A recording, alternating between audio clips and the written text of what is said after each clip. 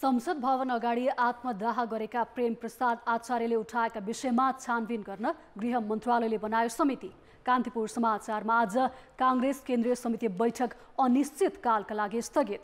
राष्ट्रपति चुनावमा माओवादी केन्द्रले कसरी गर्दैछ सहमतिको प्रयास, को छन् राष्ट्रपतिका आकांक्षी। सातै प्रदेशमा स्थापित प्रदेश लोकसेवा आयोगले कामै गर्न सकेनन्। बाँकेमा फैलिरहेको दादुरा अझै आएन नियन्त्रणमा। भारतले मनायो 74औं गणतन्त्र दिवस र खेलकुदमा टाइगर कप भलिबलको अपडेट। नमस्कार, अब मुख्य समाचार। अरबौं ऋणमा विमानस्थल बनाउने सरकारले सञ्चालनमा दिएन ध्यान। गौतम बुद्ध विमानस्थलमा 1.5 महिनादेखि अन्तर्राष्ट्रिय उडान बन्द। सुदूरपश्चिमका 10 मध्ये 8 के सम्झ्यो भने अब एयरपोर्ट बनिहाल्यो, रनवे बनिहाल्यो, टर्मिनल बनिहाल्यो, उडान भइहाल्छ भन्ने जुन सोच, त्यसरी त हुँदैन। कार्यकारी प्रधानमन्त्रीलाई अनेकौं बोझ। विश्वविद्यालयको कुलपतिदेखि बाघ संरक्षणको अध्यक्षसम्मको जिम्मेवारी। बैठक बस्नै भ्याइ नभ्याइ। साना तथा मझौला उद्योगी अनेकौं समस्या झेल्दै लघु तथा घरेलु उद्योगलाई सरकारले उपेक्षा गरेको गुनासो। विज्ञ भन्छन् साना र ठुलालाई एउटै डालोमा नराखौं। इजरायलले वेस्ट बैंकमा गरेको आक्रमणमा 8 जना प्यालेस्टाइनी मारिए। बाल अस्पतालमा आक्रमण भएको प्यालेस्टाइनको आरोप। आतंकवाद विरुद्ध कारबाही चलाएको इजरायलको दाबी। र नेपाली राष्ट्रिय क्रिकेट टिमका क्रिकेट विक किपर आसिफ शेखलाई आइसिसीको spirit of cricket award. Pakistani Babar Azam वर्ष क्रिकेटर घोषित। नेपाली कांग्रेस केन्द्रीय समितिको यही माघ 15 गते बोलाइएको बैठक अनिश्चितकालका लागि स्थगित भएको छ।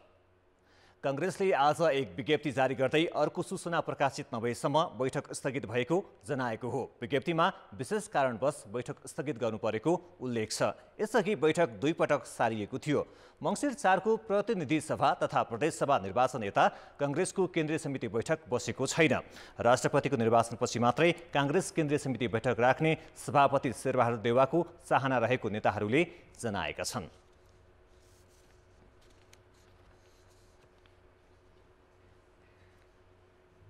प्रधानमन्त्री पुष्पकमल दाहालले हिजो सिंहदरबार स्थित प्रधानमन्त्री तथा मन्त्री परिषद कार्यालयमा आफू मातहतका आयोग, विभाग र निकायहरूको ब्रिफिङ लिएका थिए।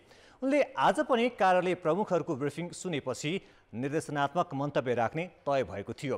तर वसन्त पञ्चमी, माओवादी केन्द्रको स्थायी कमिटी बैठक र भारतीय गणतन्त्र दिवसको कार्यक्रममा व्यस्त भएपछि मातहतका कार्यालय प्रमुखलाई निर्देशन दिने प्रधानमन्त्रीको तालिका पछि सरेको छ। गौतम बुद्ध अन्तर्राष्ट्रिय विमानस्थलबाट अन्तर्राष्ट्रिय उडान बन्द भएको 1.5 महिना पुग्न लाग्यो। फेरि कहिलेदेखि सञ्चालनमा आउने हो टुङ्गो छैन। उडान नभएपछि कर्मचारी कामविहीन बनेका छन्। विदेशी ऋणमा बनाइएको विमानस्थलको सञ्चालन खर्च भने बढै छ। अन्तर्राष्ट्रिय उडान सुरु हुनु अघि भैरहमा रहेको गौतम बुद्ध अन्तर्राष्ट्रिय विमानस्थलमा 32 जना स्थायी र 17 जना सेवा प्रदायक जनशक्ति गरी 49 जना कर्मचारी थिए। अहिले यस विमानस्थलमा 145 जना स्थायी, करार र सेवा प्रदायक कर्मचारी छन् भने 72 जना ज्यालादारी कर्मचारी छन्। यसबाहेक अन्तर्राष्ट्रिय विमानस्थल सञ्चालनका क्रममा आवश्यक पर्ने भन्सार, अध्यागमन, पारवहन तथा गोदाम, ब्याङ्क, सुरक्षा सम्बन्धी लगायतका गरी 16 वटा कार्यालय स्थापना भएका छन्। उडान रोकिएपछि ती कार्यालयका सबै कर्मचारी कामविहीन छन्। काम नहुँदा पनि कर्मचारी भइसकेपछि त अफिसमा त आउनै पर्यो। आउने, हाजिर लाउने, अब पत्र पत्रिका पढ्ने, यसो साथीहरूसँग भेटघाट गर्ने, त्यस्तै हो।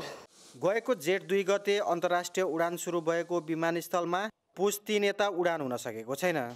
मध्यरातमा कुवेतका लागि उडान अवतरण गर्ने जजिराले प्रतिकूल मौसमका कारण एयर भिजिबिलिटीमा समस्या आएको भन्दै उडान रोकेको हो। दिनको समयमा मलेसिया चार्टर उडान भर्दै आएको हिमालय एयरलाइन्सले मौसम अनुकूल हुँदा समेत उडान सुरु गरेको छैन। हुन त माघ 19 गतेदेखि उडान नियमित गर्ने जजिराले जनाएको छ। तर यसअघि पनि उडान तालिका सार्दै आएकाले उडान हुनेमा निश्चित छैन। रातिको 1 बजेदेखि बिहानको 8 बजेसम्म यदि फ्लाइट गर्न पाउनुभयो भने मात्रै उहाँहरूलाई त्यो कनेक्सन मिल्दो रहेछ। त्यही भएर त्यो टाइमको र त्यो बिहान कुहिरो लाग्ने भएकोले त्यसैले गर्दाखेरि अलि होल्ड गर्नुभएको। तर अब बिस्तारै क्रमिक मौसममा पनि सुधार आउँदैछ र उहाँहरूले फ्लाइट पनि सिस्टममा राख्नु भएकोले अब छिटै फ्लाइट हुन्छ भनेर आशावादी छ। प्रतिकूल मौसममा उडान अवतरण गर्न मिल्ने इन्स्ट्रुमेन्ट ल्यान्डिङ सिस्टम जडान भए पनि भारतसँग अनुमति नलिएकाले त्यो प्रयोगविहीन छ। उद्घाटन भएको 7 महिनामा यहाँबाट 155वटा अन्तर्राष्ट्रिय उडान भएका छन्, जसबाट 13,466 यात्रु आएका छन् भने 17,109 जना यात्रु विदेश प्रस्थान भएका छन्। त्यसो त नागरिक उड्डयन प्राधिकरणले असुल गर्ने अवतरण शुल्क, विसान दस्तुर, सञ्चार तथा उड्डयन सेवा शुल्क र सुरक्षा शुल्कमा 1 वर्षका लागि 100% छुट दिएको छ। नेपाल वायु सेवाले असुल गर्ने ग्राउन्ड ह्यान्डलिङ सेवा शुल्कमा पनि 1 वर्षका लागि 50% छुट दिएको छ। तर पनि अन्तर्राष्ट्रिय उडान गर्ने वायु सेवा कम्पनीहरूले गौतम बुद्ध अन्तर्राष्ट्रिय विमानस्थलबाट उडान गर्न रुचि देखाएका छैनन्। अन्तर्राष्ट्रिय विमान प्रवेशका लागि हवाई मार्ग लामो पर्ने र सिधा नभएकाले पनि विमान कम्पनीहरूले अनिच्छा देखाएका हुन्। सरकारले विलम्ब नगरी भारतसँग कूटनीतिक पहल गरेर वैकल्पिक हवाई मार्गको अनुमति लिनुपर्ने अहिलेको आवश्यकता हो। विमानस्थल निर्माणमा 7 अर्ब 13 करोड खर्च भएको छ, जसमा 75% एसियाली विकास ब्याङ्कको ऋण अनुदान हो। अझ सरकारले जग्गा अधिग्रहण गर्दा 22 अर्ब 55 करोड खर्चेको छ। प्रयोगविहीन भएको यो विमानस्थलले कतै सिङ्गे देशलाई ऋणमा त डुबाउने होइन भन्न सकिँदैन। कान्तिपुर समाचारका लागि भुवन पाण्डे, भैरहवा, रूपन्देही। सुदूरपश्चिमको डडेलधुरा बाहेक सबै जिल्लामा विमानस्थल निर्माण भएको छ, तर कैलाली र बझाङ बाहेक अन्य जिल्लाका विमानस्थलबाट उडान नै हुँदैन। सुदूरपश्चिमका पहाडी जिल्लामा बनाइएका विमानस्थलमा पटक पटक परीक्षण उडान हुने गरेको छ, तर हवाई सेवा भने नियमित छैन। मन्त्री फेरिने बित्तिकै परीक्षण उडानका नाममा तामझाम हुने तर सेवा सञ्चालन नहुने सुदूरपश्चिमको नियति नै बनेको छ। सुदूरपश्चिमका 9 जिल्लामा 10वटा विमानस्थल भए पनि कैलाली र बझाङका बाहेक अन्य विमानस्थल बन्द छन्। बैतडीको पाटन, डोटीको दिपायल, अछामको साँफे बगर विमानस्थल कालोपत्रे गरिएको छ भने दार्चुलाको विमानस्थल कालोपत्रे हुने क्रममा छ।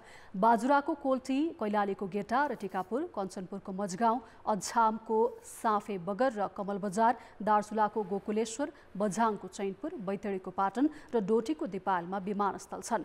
हरेक चुनावमा विमानस्थल सञ्चालन गर्ने नाममा भोट माग्ने नेताहरूले चुनावपछि भने बिर्सने गरेका छन्।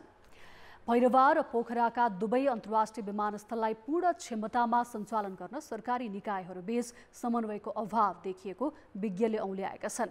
भारतले हवाई रुट नदिए पनि दुवै विमानस्थल सञ्चालन हुने विज्ञको विश्लेषण छ। धेरैले के सम्झ्यो भने अब एयरपोर्ट बनिहाल्यो, रनवे बनिहाल्यो, टर्मिनल बनिहाल्यो, उडान भइहाल्छ भन्ने जुन सोच, त्यसरी त हुँदैन। धेरै निकायको त्यसमा समन्वय हुनुपर्छ। त्यहाँ निजी क्षेत्रका वायु सेवा कम्पनीहरू, ट्राभल एजेन्सीहरू, सरकारका विभिन्न चाहिँ निकायहरूको त्यहाँ समन्वय नभइकन त्यो चाहिँ भनौँ न पूर्ण रूपमा चाहिँ त्यो चल्न सक्दैन। प्रधानमन्त्रीको तहमा समन्वय भइसकेको छ, प्राविधिक तहमा मात्रै नभएको हो। अहिले चाहिँ सामान्य प्रधानमन्त्रीजीको चाहिँ भारत भ्रमणमा यो कुरालाई यसो सम्झाउने काम गरेर त्यहाँको जुन कर्मचारी तन्त्रलाई यो काम छिटो गरिदियो भनेर त्यहाँको निर्देशन भयो भने पनि पुग्ला जस्तो लाग्छ। तर त्यो रुटकै कारणले चाहिँ यो उडान नभएको चाहिँ होइन। रुट भए सजिलो हुन्थ्यो, तर रुट नभए तापनि अहिले भएकै रुटबाट पनि दुईटै विमानस्थलमा विमान सेवा सञ्चालन हुन चाहिँ सक्छ। अब जनताको आवाज हामीले आज 7 प्रदेशमा सोधेका छौँ।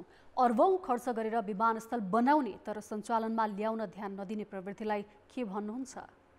जनताको आवाज यो राज्यको उदासीनता हो भन्ने मलाई लाग्छ। सरकारको सबैभन्दा कमजोरी र फितलोपन हो जस्तो लाग्छ मलाई। सरकारको असफलता पनि हो भन्छु म। अदूरदर्शी तरिकाले योजनाहरू बजेटहरू बनाउँदै गर्दाको परिणाम हो यो। त्यति अब फाइदा नहुने देखेर पनि होला लापरवाहीले हो। आफ्नो लोकप्रियता कमाउनको लागि चाहिँ यो खोल्नुभयो एयरपोर्टहरू, तर सञ्चालनमा ल्याउन सक्नु भएन। हप्ताको एक दिन भनी उडान गरिदिनु पर्छ। बनाए पर एयरपोर्ट चलाउन पर्ने, पहिल्यै योजना बनाएर मात्रै एयरपोर्ट बनाउनु पर्ने हो। आवश्यक छ या छैन त्यो विषयलाई हेरेर चाहिँ निर्माण गर्नुपर्छ। देखाउनको लागि मात्र स्टन्टको रूपमा मात्रै प्रयोग गरेको कारणले गर्दाखेरि चाहिँ र सरकारको इच्छा शक्ति पनि देखिएन यसमा र योजना पनि भएन। अध्ययन नगरिकन एयरपोर्ट बनाउने कार्यले चाहिँ सञ्चालनमा ल्याउनलाई मुस्किल भएको। सरकारै कमजोरी हो। सरकारको कमजोरी नि हो। बनाउँछु मात्रै भन्ने, त्यसको योजना पुरा नगर्ने, आवश्यकताको पहिचान नगरी हचुवाको भरमा एयरपोर्ट बनाएको भएर नेतृत्व गर्ने नेतृत्वदायी भूमिका असफल भएको मान्न सकिन्छ।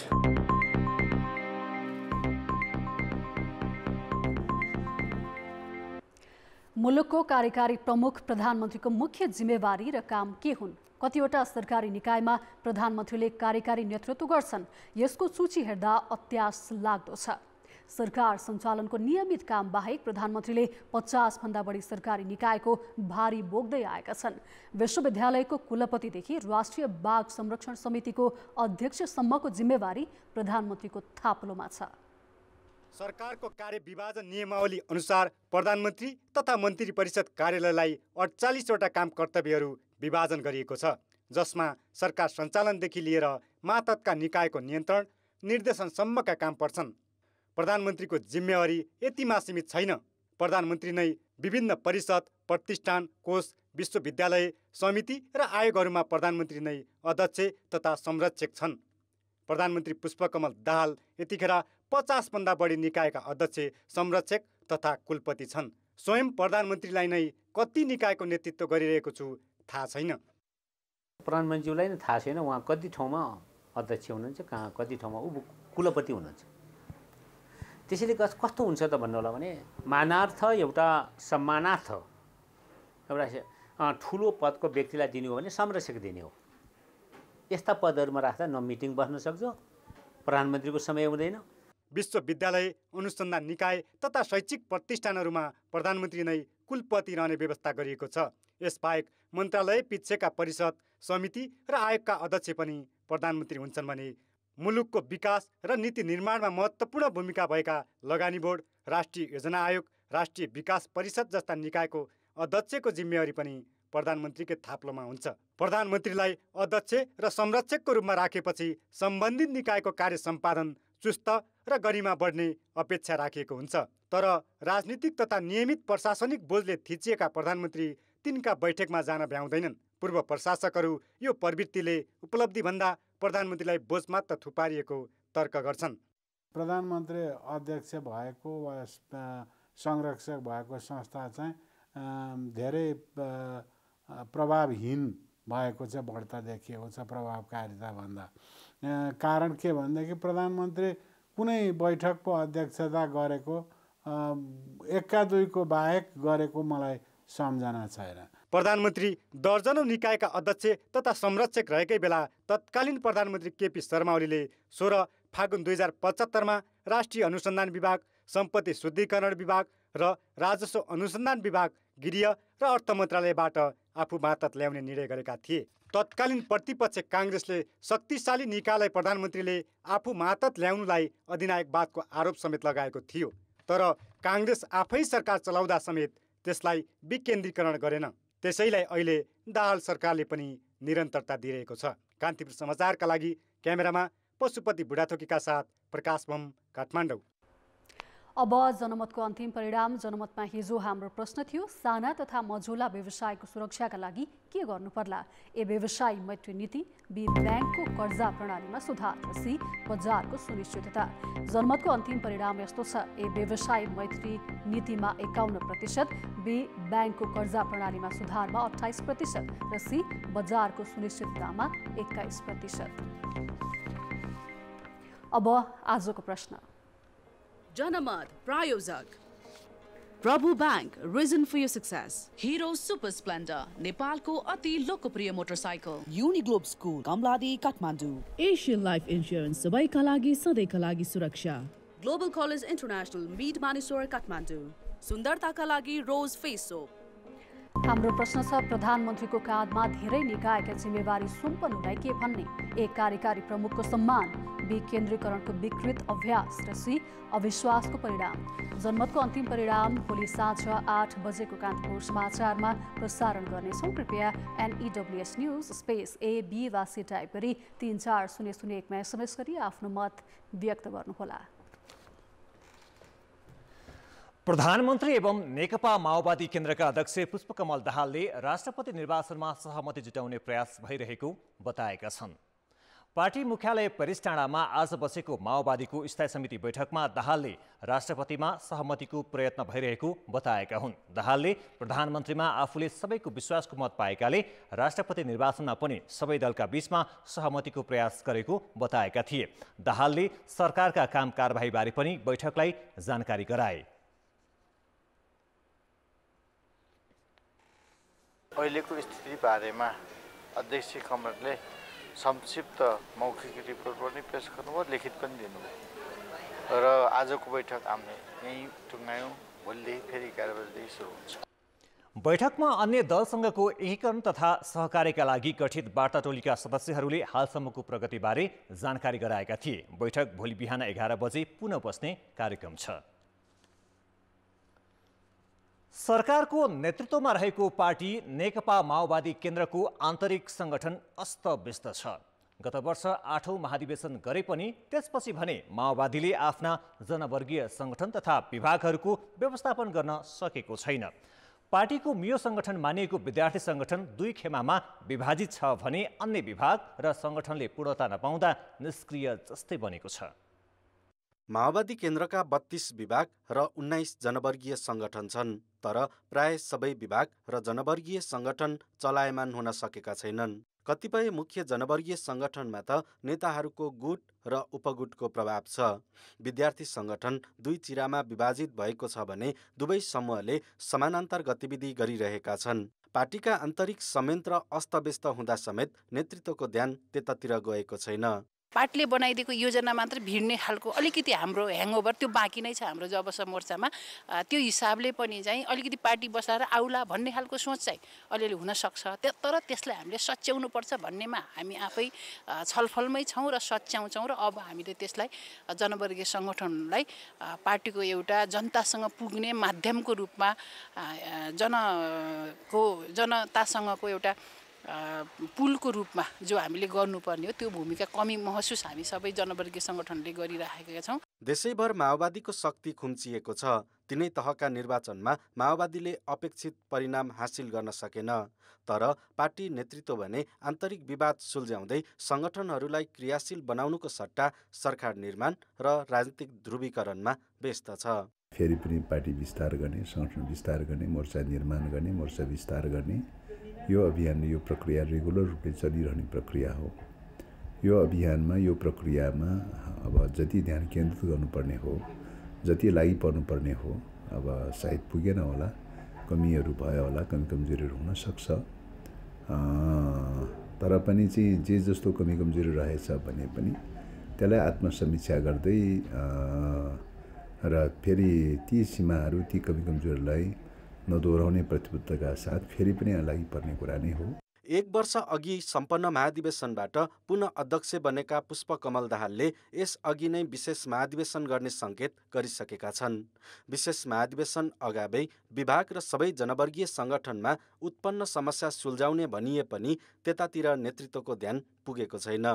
यही बीचमा बिहीबारदेखि सुरु भएको स्थायी समितिको बैठकमा यो विषयले प्राथमिकता पाए पनि निर्णय भइहाल्ने अवस्था छैन।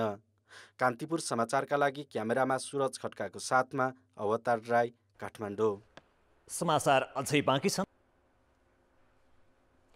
राष्ट्रपति विद्यादेवी भण्डारीको कार्यकाल फागुन 29 गते सकिँदैछ। राष्ट्रपतिको कार्यकाल सकिनु 1 महिना अघि निर्वाचन गर्नुपर्ने संवैधानिक व्यवस्था भए पनि निर्वाचन आयोगले चुनावको मिति भने तोकिसकेको छैन। चुनावको मिति नतोकिए पनि राष्ट्रपतिमा धेरै नेताले आकांक्षा राखेका छन्। राष्ट्रपति आफैले पाउनुपर्छ भन्ने दलहरूले पनि आधिकारिक उम्मेद्वार घोषणा गरेका छैनन्। नयाँ राष्ट्रपति चुन्न कहिले चुनाव हुन्छ? मितिबारे न निर्वाचन आयोगले केही बताएको छ, न त सरकारले नै कुनै सुझाव दिएको छ। प्रतिनिधि सभा र प्रदेश सभा चुनावपछि नयाँ सरकार बने पनि राष्ट्रपति कुन दलले पाउने भन्ने कुनै टुङ्गो लागेको छैन। सत्ता बाहिर रहेर पनि प्रधानमन्त्री पुष्पकमल दाहाललाई विश्वासको मत दिएको काङ्ग्रेसले राष्ट्रपतिमा दाबी गरेको छ, तर राष्ट्रपति कसलाई बनाउने भन्ने निर्णय गरिसकेको छैन।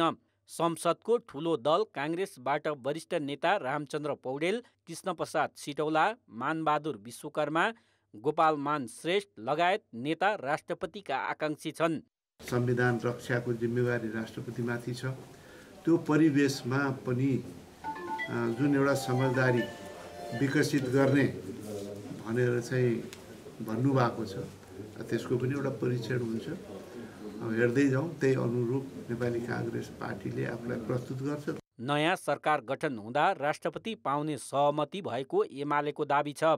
सङ्घीय संसद र प्रदेश सभाको अङ्कगणित अनुसार सत्ता गठबन्धन बलियो अवस्थामा छ। त्यसैले पनि एमालेमा क्रमिक रूपमा आकाङ्क्षी बढ्दै गएका छन्।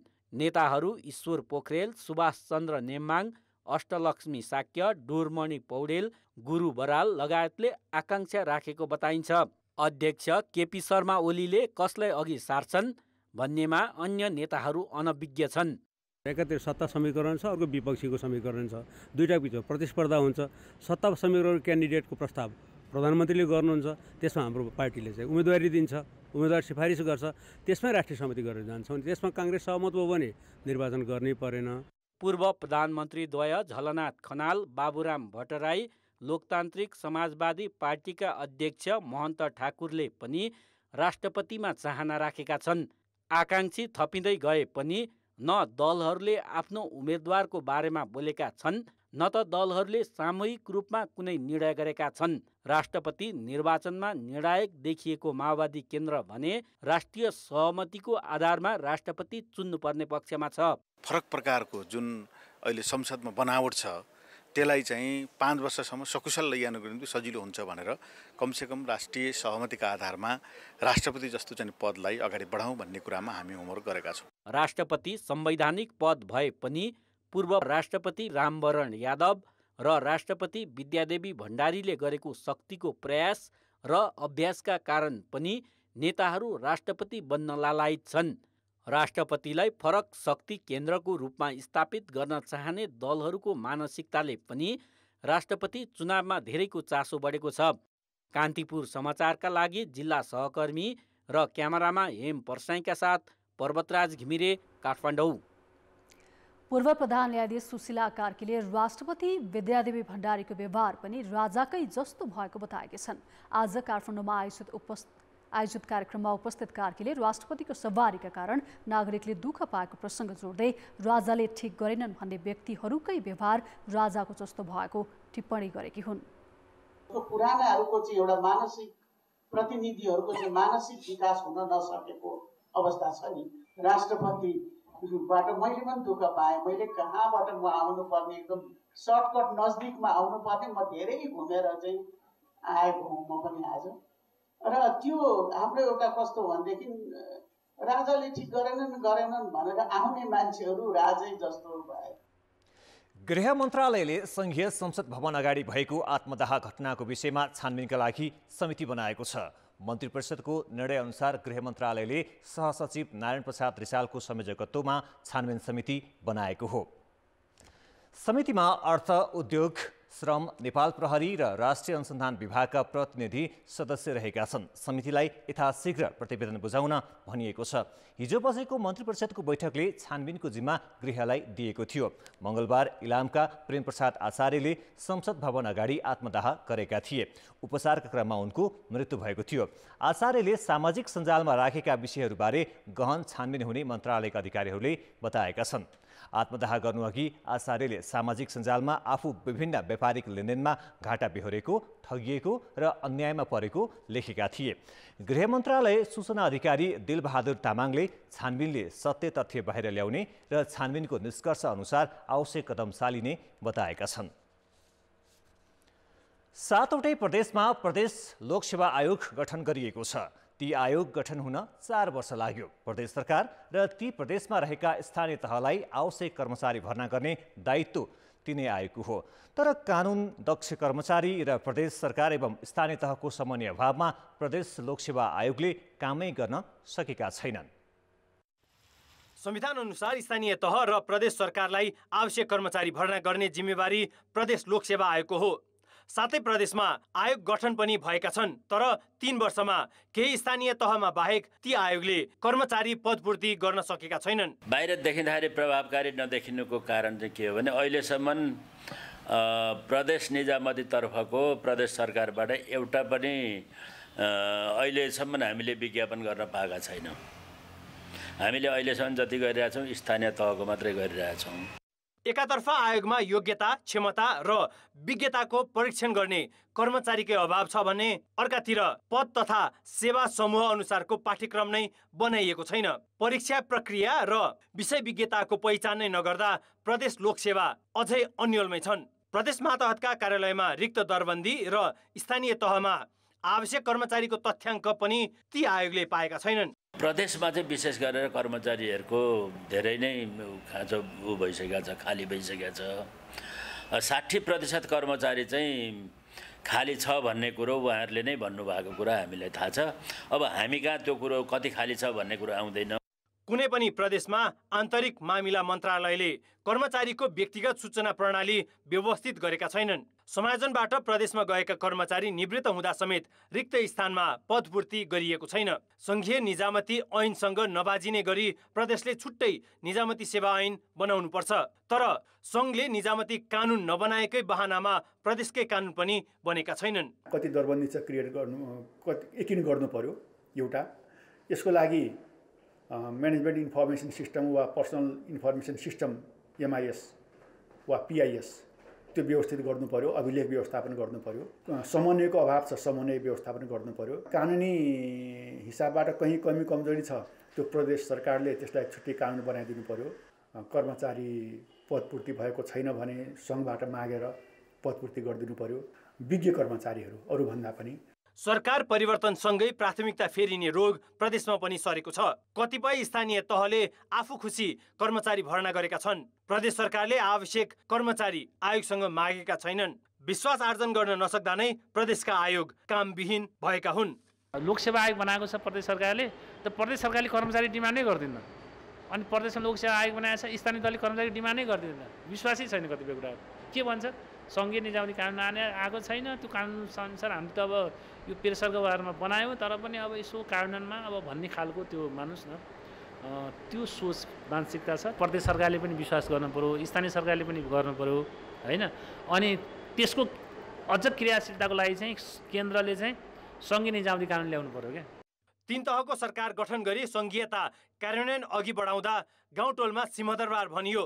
तर कर्मचारी अभावले सेवा प्रवाह प्रभावकारी बनाउन नसक्दा प्रदेश र स्थानीय तहको कार्य सम्पादनमै प्रश्न उठेको छ। कान्तिपुर समाचारका लागि जिल्ला सहकर्मीहरूको सहयोगमा क्यामेरामा सञ्जय लुइटेलका साथ सुबिन्द्र श्रेष्ठ, काठमाडौँ।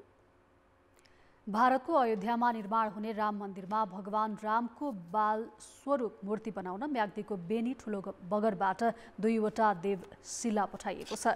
देवशिलाको गर्भस्थलमा नदी र भूमिसँग क्षमा पूजा गरी गलेश्वर धामबाट देवशिला विदाई गरिएको हो। देवशिलालाई राम नामी वस्त्र फुलमालाले सजाई भजन कीर्तन सहित स्थानीयले विदाई गरेका हुन्। आर्थिक र अन्तर्राष्ट्रिय समाचार अझै बाँकी छन्। अर्थ र विकास। इलामका व्यवसायी प्रेम आचार्यले संसद भवन अगाडि आत्मदाह गरेको 24 घण्टा नबित्दै विराटनगरका मोहन न्यौपाने र सप्तरीका रामदेव मरिकले आत्महत्याको बाटो रोजे। यी घटनापछि बैंक तथा वित्तीय संस्थाको कर्जा नीति र साना तथा मझौला व्यवसायप्रति राज्यले गर्ने व्यवहारका विषयमा बहस सृजना भएको छ। कस्ता छन् यस्ता व्यवसायका समस्या र समाधान के हुन सक्छन् त? आर्थिक गणना 2075 अनुसार नेपालमा 32 लाख श्रमिक छन्, जसमध्ये 18,97,000 जना घरेलु तथा साना उद्योग क्षेत्रमा छन्। मुलुकभर 9,32,000 यस्ता उद्योग व्यवसाय छन्। देशको अर्थतन्त्रमा यति ठुलो योगदान गरेको यो क्षेत्र सरकारको प्राथमिकतामा भने छैन। सरकारले कर, कर्जा र ब्याज दरमा सहुलियत दिन नसक्दा समस्या बढिरहेको व्यवसायको गुनासो छ। ब्याजसम्म मात्र पनि मिना गर न र लिएका कर्जाको पुनर्तालिकीकरण गरिदेऊ, केही समय ब्याज नलिदेऊ भन्दाखेरि पनि सरकारले वास्तवमा हुन्छ जी भन्ने, तर व्यवहार त त्यो साना उद्योगहरूमा लागू भएको छैन। हाम्रो SME सेक्टर भयो, अब स्टार्टअपमा को हिसाबले पनि अब हुन त हामीले हरेक ब्याङ्कमा चाहिँ त्यो SMEsलाई भनेर लोनको कोटा छुटाएको छ। त्यसमा अब डकुमेन्ट ह्यासल्सहरू धेरै छ। औद्योगिक व्यवसाय ऐन 2076ले 20 लाखसम्मको स्थिर पुँजी भएका र बढीमा 9 जनासम्म कामदार रहेका उद्योगलाई घरेलु उद्योग र 15 करोडसम्म स्थिर पुँजी भएकालाई साना उद्योग मानेको छ। साना व्यवसायको संरक्षण गर्ने कुनै नीति त छैन नै, उनीहरूका नाममा छुट्याएका अनुदान समेत पहुँचवालाले हत्याउने गरेका छन्। राज्यले ठुला र साना व्यवसायलाई एउटै डालोमा राख्दा समस्या आएको विज्ञ बताउँछन्। समाजवादी राज्य व्यवस्था चलाउनु पर्यो क्या। चरम पुँजीवादी राज्य व्यवस्था हामी चलाउँछौँ, संविधानमा चाहिँ समाजवादी राज्य व्यवस्था भनेका छौँ र हाम्रो मतियारको अर्थतन्त्रको विकास हुँदै गएको छ र साना चाहिँ बल मिच्याइमा पर्ने ठुलाले त्यसको सुविधा लिने जुन प्रबन्ध हुँदै गयो त्यसले अहिलेको स्थिति सिर्जना भएको। मङ्गलबार आत्मदाह गरेका व्यवसायी आचार्यले पनि आयातलाई प्रतिस्थापन गर्ने उत्पादनमूलक उद्योगलाई संरक्षण गर्नुपर्ने, यस्ता उद्योगलाई दिइने कर्जाको ब्याज 7% सीमित गर्नुपर्ने र बिचौलियाको अन्त्य गर्नुपर्ने लगायतका विषय उठाएका छन्। यिनै विषयमा छानबिन गर्न सरकारले छानबिन समिति गठन गरेको छ। तर साना व्यवसायीका समस्या समाधान गर्न तदारकता देखाउँछ कि देखाउँदैन, त्यसका लागि भने केही समय कुर्नु नै पर्छ। कान्तिपुर समाचारका लागि क्यामेरामा मुरारी घिमिरेका साथ भरत रावल, काठमाडौँ। नेपालमा श्रम गर्ने उमेरका झन्डै 14 लाख मानिस बेरोजगार छन्। आन्तरिक श्रम बजार लगातार खुम्चन थालेपछि रोजगारीको खोजीमा दिनौं झन्डै 2000 युवा विदेशी रहेका छन्। उनीहरूले नै ल्याएको वार्षिक 10 खर्बको रेमिट्यान्सले देश चलिरहेको छ। यसबाहेक वर्षेनी थपिने श्रम शक्तिलाई कसरी व्यवस्थापन गर्ने भन्ने कुनै सरकारी योजना छैन। यस्तो अवस्थामा के गरिरहेको छ श्रम, रोजगार तथा सामाजिक सुरक्षा मन्त्रालय? अर्थतन्त्रमा उद्योग क्षेत्रको योगदान घट्दै जाँदा आन्तरिक श्रम बजार पनि खुम्चिरहेको छ। यसले वैदेशिक रोजगारीमाथिको परनिर्भरता बढेको छ भने स्वदेशमा निर्माणाधीन परियोजनामा दक्ष जनशक्तिको अभाव भइरहेको छ। हरेक वर्ष 5 लाख शक्ति श्रम बजारमा आए पनि त्यसको व्यवस्थापनमा राज्य चुक्दा बेरोजगारी बढिरहेको छ। त चल्दैन। 4 लाख आउँछन् भने 4 लाखलाई रोजगारी कसरी सिर्जना गर्ने भन्नेतिर चाहिँ हाम्रो चाहिँ राज्यको ध्यान जान जरुरी छ। होइन भने त हामीले चाहिँ अझै 10औं वर्ष चाहिँ नि खाडीमै चाहिँ धकेल्ने काम गर्छौँ र त्यही रेमिट्यान्सको भरमा देश चलाउने चाहिँ नि अपेक्षा गरेर बस्यौँ भने त हामीले हाम्रो देश चाहिँ निर्माण गर्न सक्दैनौँ। हामीले सोचेको चाहिँ नि समृद्धि पनि दिन सक्दैनौँ। आन्तरिक श्रम बजारको व्यवस्थापन मात्र होइन, वैदेशिक रोजगारी व्यवस्थापन झनै समस्याग्रस्त बन्दै गएको छ। वैदेशिक रोजगारीमा जाने श्रमिकलाई सामान्य अभिमुखीकरण तालिम समेत नदिँदा दैनिक 2 देखि 3 जनाको विदेशी भूमिमा मृत्यु भइरहेको छ। श्रम स्वीकृति दिएर वैदेशिक रोजगारीमा पठाउन थालेको 40 वर्ष हुन लाग्दा पनि 80% भन्दा धेरै युवा सिप बिनै वैदेशिक रोजगारीमा गइरहेका छन्। त्यही भएर हामीले चाहिँ विदेश जानेलाई मात्रै होइन, स्वदेशमा रोजगारीमा जाने साथीभाइलाई पनि उहाँहरूलाई स्किल दिनुपर्छ भनेर यो हाम्रै क्षेत्रभित्र पनि पर्छ कि यो मन्त्रालयभित्रै पनि पर्ने विषय भएर हामी यसलाई एकदमै चाहिँ तपाईँको सिरियसली हेरेका छौँ। एकातिर आन्तरिक श्रम बजारमा महिला र पुरुष श्रमिक बीचको समान पारिश्रमिकको मुद्दा उठ्ने गरेको छ भने वैदेशिक रोजगारीमा जाने श्रमिकमाथिको आर्थिक शोषण अझै कम हुन सकेको छैन। शून्य लागतको नारा कागजमा मात्रै सीमित छ।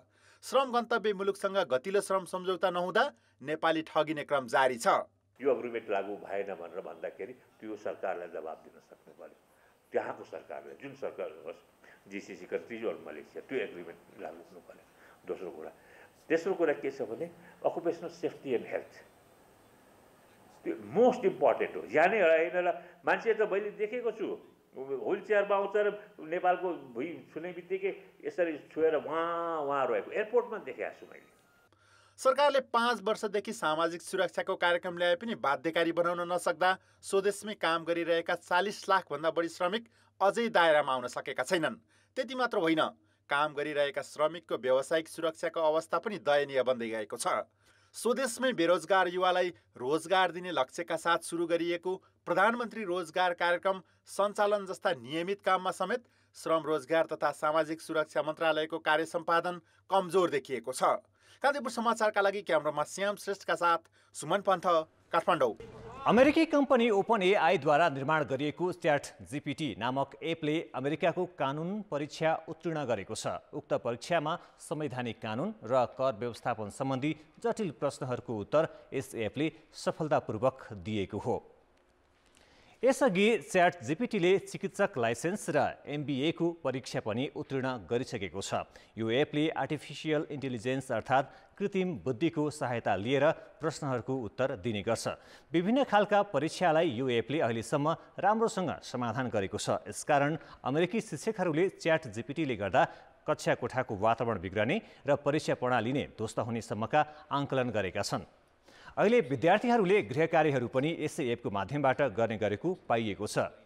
मिनेसोटा विश्वविद्यालयले यसै साता आफ्ना विद्यार्थी र ChatGPTलाई कानुन विषयको परीक्षामा समान प्रश्नपत्र दिएको थियो। त्यसमा ChatGPT-ले C+ अङ्क ल्याएर परीक्षा उत्तीर्ण गरेको हो, तर यो एप हिसाब सम्बन्धी प्रश्नको उत्तर दिन भने असमर्थ रहेको छ। खेलकुद समाचार। कान्तिपुर खेलकुद समाचारमा स्वागत छ।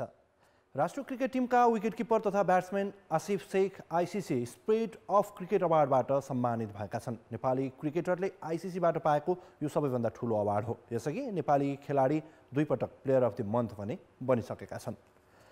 अन्तर्राष्ट्रिय क्रिकेट परिषदले सबैभन्दा ठुलो अवार्ड कार्यक्रममा आसिफलाई खेल भावना अवार्ड प्रदान गरेको हो। गत वर्ष फागुनमा आयरल्यान्ड विरुद्ध आसिफले देखाएको खेल भावनाको चौतर्फी प्रशंसा भएको थियो।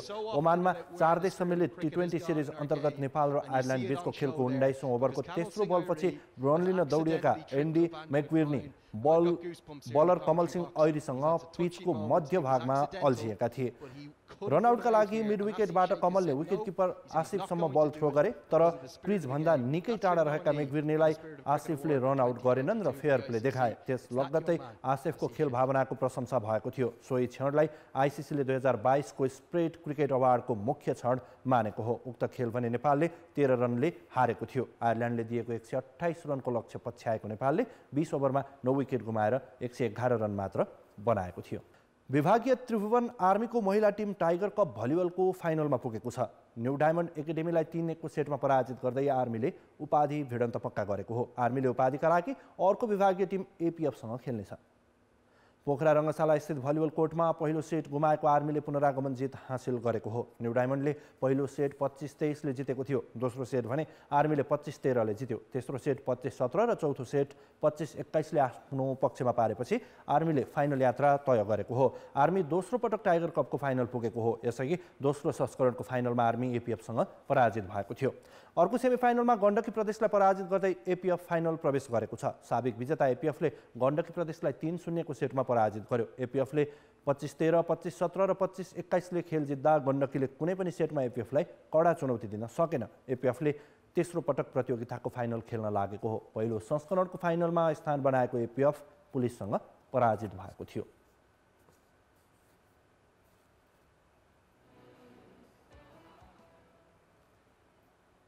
गण्डकी प्रदेशको पुरुष टिम टाइगर कप भलिबलको सेमिफाइनलमा प्रवेश गरेको छ। गण्डकीले श्रीलङ्काली टिम सेन्ट जोसेफलाई 3-0 को सोझो सेटमा पराजित गर्दै अन्तिम 4 मा स्थान बनाएको हो। पाहुना टोली भने जितविहीन हुँदै प्रतियोगिताबाट बाहिरियो। पोखरा रङ्गशालाको भलिबल कोर्टमा प्रतिस्पर्धात्मक बनेको पहिलो सेट गण्डकीले 26-24 ले जितेको थियो। 23-24 ले पछि परेको अवस्थाबाट लगातार 3 पोइन्ट हासिल गर्दै गण्डकीले अग्रता बनाएको हो। दोस्रो सेट भने गण्डकीले 25-14 ले जित्यो। तेस्रो सेटमा जोसेफले कडा चुनौती पेश गर्दै खेलमा 21-18 को अग्रता बनाइसकेको थियो। उत्कृष्ट पुनरागमन गर्दै गण्डकीले 23-23 को बराबरीको अवस्था सृजना गर्यो। त्यसपछि लगातार अङ्क बटुलेको घरेलु टिम 25-23 ले सेट जित्न सफल भयो। जितसँगै गण्डकीले 4 खेलमा 8 अङ्क बनायो भने दोस्रो स्थानमा रहँदै अन्तिम 4 मा स्थान पक्का गर्यो। 4 खेलमा 1 अङ्क मात्र बनाएको पाहुना टोली जोसेफ बाहिरियो। अर्को खेलमा नेपाल पुलिस क्लबलाई 3-0 को सोझो सेटमा हराउँदै त्रिभुवन आर्मी अन्तिम 4 मा पुग्यो। पोखरा रङ्गशालाको भलिबल कोर्टमा आर्मीले 25-17, 25-19 र 25-23 ले खेल जितेको हो। जितसँगै आर्मीले 4 खेलमा 7 अङ्क बनायो। पराजित पुलिस पनि चौथो स्थानमा रहँदै सेमिफाइनल पुग्यो। पुलिसले 4 खेलमा 2 अङ्क मात्र बटुल्यो। 12 अङ्क जोडेको अपराजित एपीएफ शीर्ष स्थानमा रहँदै अन्तिम 4 मा स्थान बनाउन सफल भयो। सेमिफाइनलमा शीर्ष स्थानको एपीएफ र चौथो स्थानको पुलिस, दोस्रो स्थानको गण्डकी र तेस्रो स्थानको आर्मी बीच प्रतिस्पर्धा हुनेछ।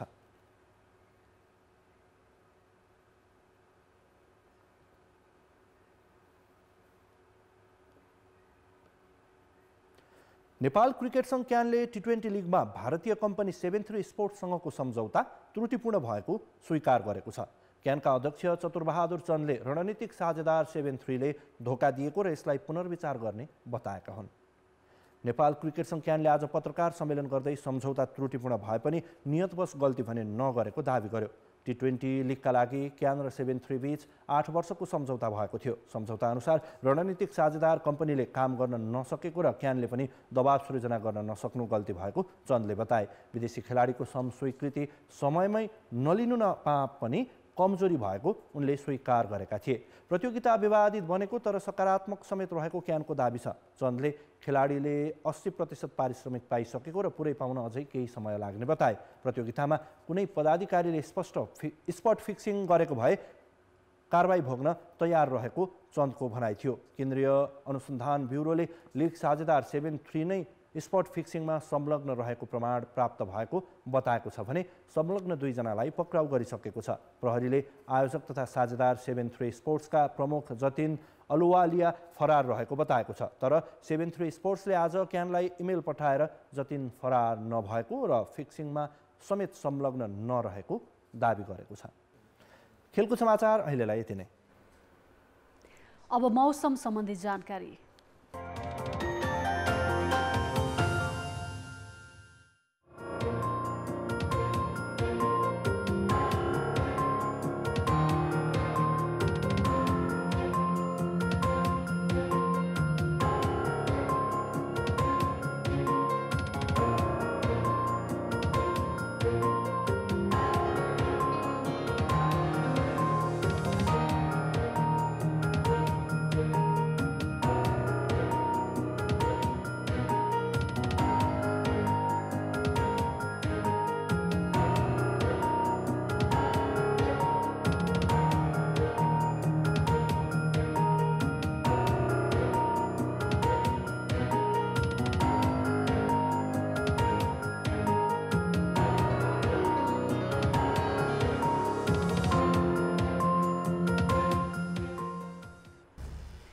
कान्तिपुर समाचार अहिलेलाई सकियो। कान्तिपुर टेलिभिजन हेर्दै गर्नुहोला। नमस्ते।